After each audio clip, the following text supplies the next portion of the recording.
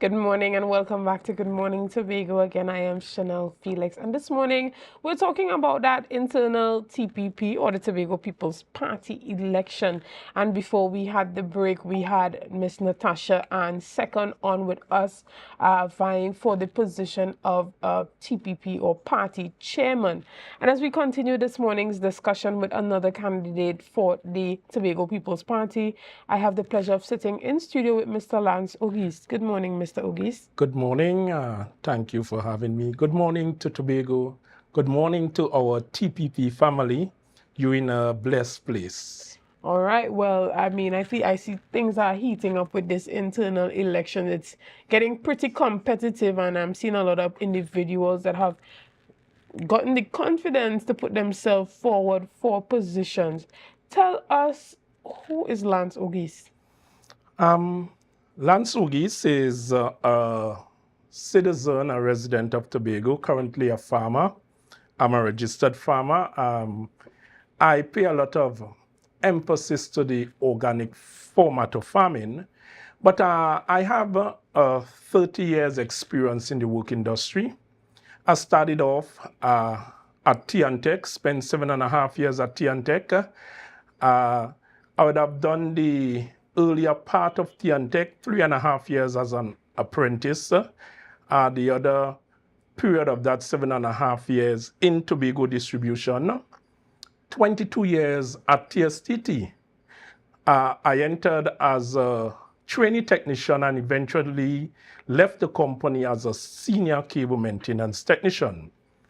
In spite of concurrently, I would have some experience in law enforcement, spent 10 years as a special reserve police officer, spent 10 years as an industrial relations practitioner at TSTT, and over 40 years in business. If you will add all those years, you'll get 100 plus, but it's concurrent activities. Right. Okay, and tell us, why did you decide to put yourself up for the position of mobilization officer? So the position actually is membership and mobilization. And if we are to really dissect, the roles and responsibilities of that office, we're looking at people. Membership suggests people and the amalgamation or the coming together of the people. Mobilization speaks of action.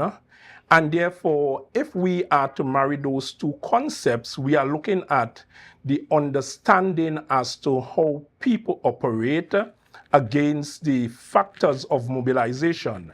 If we are successful in bringing those two concepts together, identify the resource, we will have an excellent and efficient organization. Okay, and when it comes to membership and mobilization, this is a position that requires you to go out to meet the people, to get people active and involved, and it requires someone with sort of a charismatic personality.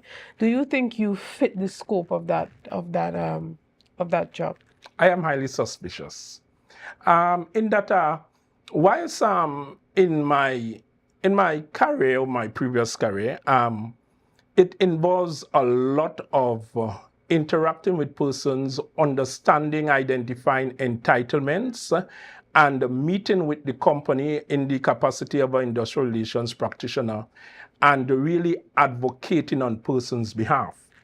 On the other hand, we must also have persons, we must communicate to persons their entitlements, privileges. There is a separation.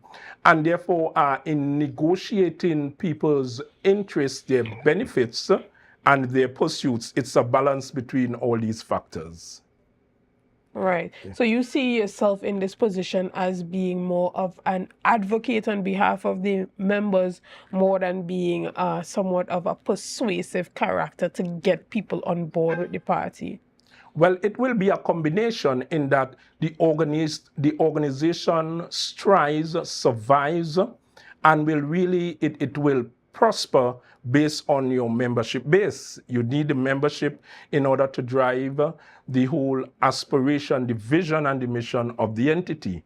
And knowing that we are in the political space, it is necessary that we we bring the understanding, the information to the membership in order to have the action.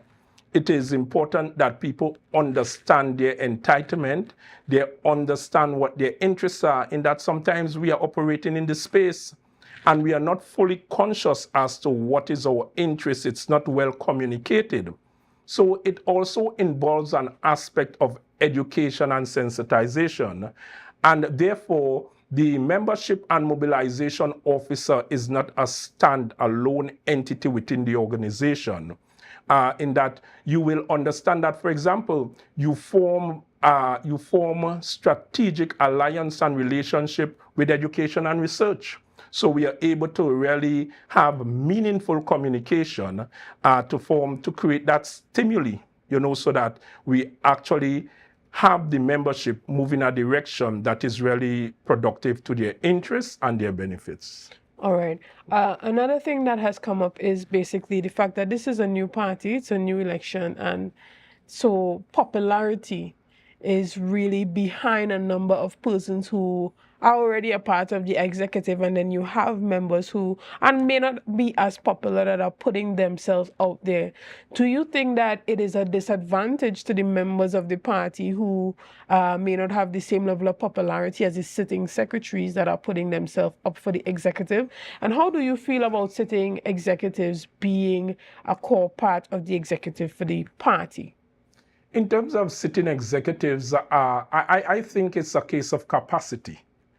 And an individual should be conscious of their capacity, and there may be circumstances that will limit your capacity temporarily. In terms of popularity, one of the things I'm really satisfied about is when I look at the persons contesting the other candidates. I feel good. Each person will have their mannerism, they will have their charisma, they will have their strengths and their weaknesses. But I don't see at all any candidate being incompetent of the task. Nevertheless, the election process, that process of democracy must take place, and it is more or less as each candidate is making a proposal to the membership as to my mannerism, as to my plan or my style, my methodology in executing the roles and responsibility of the office that I am vying for. Right. And how do you feel about going up against persons like Otis Noel? Person, they would have been a part of the foundation of the party. And then I think you're also going up against Akel Franklin, who is one of the personal staff of the chief secretary. How do you feel about going up against, as well as Ava McCall, I believe, is also vying for this position? Oh, yes. Right. So how do you feel about your competitors? How do you feel about going up against them? Well, for me, the persons vying for the position of membership and mobilization, Akel Franklin, Lance Ogiste, Ava McCall, Kelton Thomas. All these persons are persons with excellent competence. They will have their mannerism, their way, their style. I've worked personally with Akel. He was my team lead in us setting up the district council. And I was impressed with his focus. As a young individual, he's younger than I, and I was impressed with his focus. Ava McCall, she will not hesitate a second in order to express her opinion and her way of pursuit. Kelton Thomas, I've known a while. I have no record of him ever bringing advice, that was counterproductive. So therefore, what we have is a slate of competent, able persons. So Otis Noel is not going up for this position? Oh no, Otis Noel is not in membership, is not vying for membership and mobilization. He's going for elections officer. Correct. Elections yes. officer, okay. Yeah. So therefore, and one of the blessings, one of the great benefit of this election, it's only at the end of the day, the officer is only the team lead or the head person in the office of that position. We will need these persons to build out an extended executive. So at no means is it that after this election it's all done and your competencies, your skills, your uniqueness is not needed. You are needed. We are all needed going forward in the organization. Right. And I in my conversation with Miss Natasha Ann Second previously, Yes. she spoke about the fact that she has created a team or a slate for the election guiding light. Are you a part of any slates? I'm not a part of slate. In my opinion, there, in any concept, there are the advantages and disadvantages. I think one of the disadvantages of slate is that there can be a limited room or a resilience to accommodation in event that your slate doesn't make it through. One of the advantages of a slate is that the weaker persons will benefit from the strengths of those with stronger or greater capacity.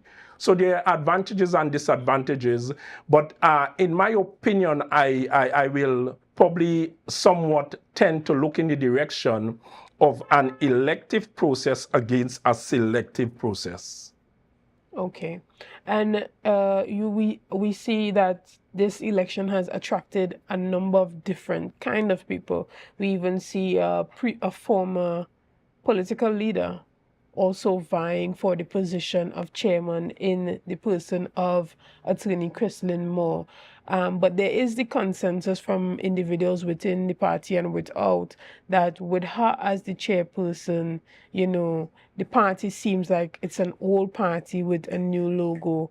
How do you feel about, persons feeling this way about the individuals and the executive that come from a previous party?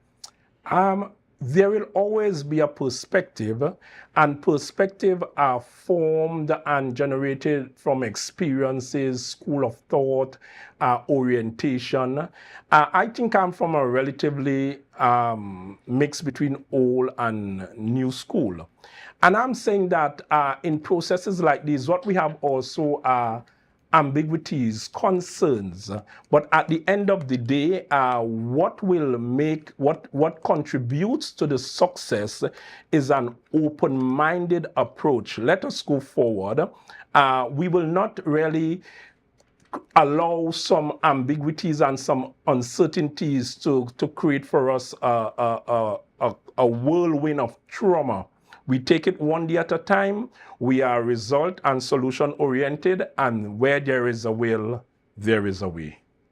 Okay, thank you so much for coming on this morning, and thank you for speaking so highly of your competitors and your fellow party members. It is to be commended. We want to thank you for your time this morning, guys. We're going to take a quick break, and we'll be back right after this.